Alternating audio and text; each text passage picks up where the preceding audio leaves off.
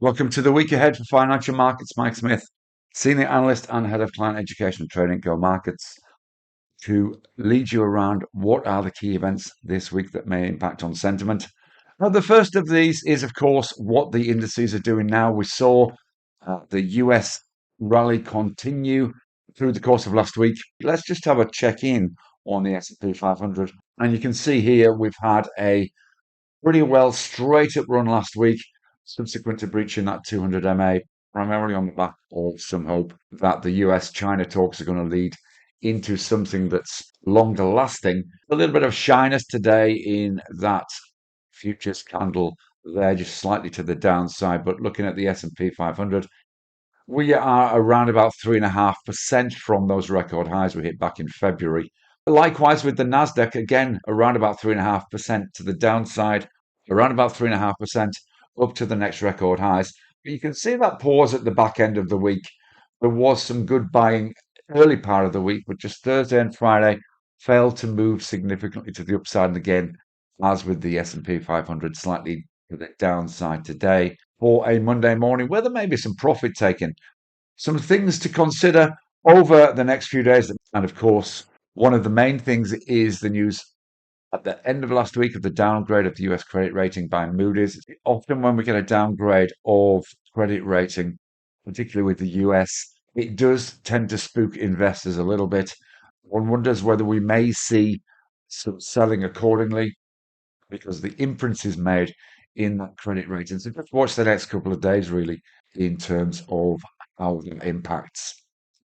Of course, the pause is good on that US-China trade deal that was penciled in at the beginning of last week, as well as a reduction of the extremely high tariff levels.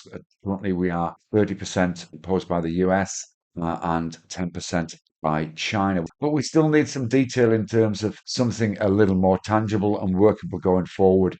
An absence of that may just start to twitch markets towards the back end of the week if there's no more positive news. Of course, we are at the back end of US earnings season.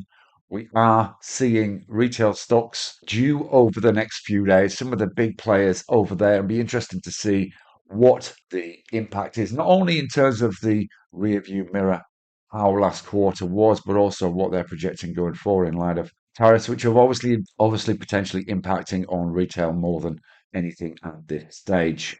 And finally, and locally, the RBA due to release its interest rate decision on the 20th. There is a rate cut planned on Tuesday, but there are still debates about by how much. If we look at the data that suggests that a 0.5% cut could be on the cards, many economists are suggesting that that is perhaps more likely, maybe at this stage, a 0.25% cut. We'll obviously see tomorrow what the full story is. Those are 5 things that are moving markets this week. And of course, you can catch up with us on Monday and Thursdays. We do live market updates at lunchtime. And of course, we have our deeper dive into something related to trading on a Wednesday evening in our inner circle. It'd be great to see you at either of those. And of course, we're always happy to help if there's anything you need, some assistance with our support team. They're ready waiting for your call. Have a great week. Trade safe and see you again soon. Bye bye for now.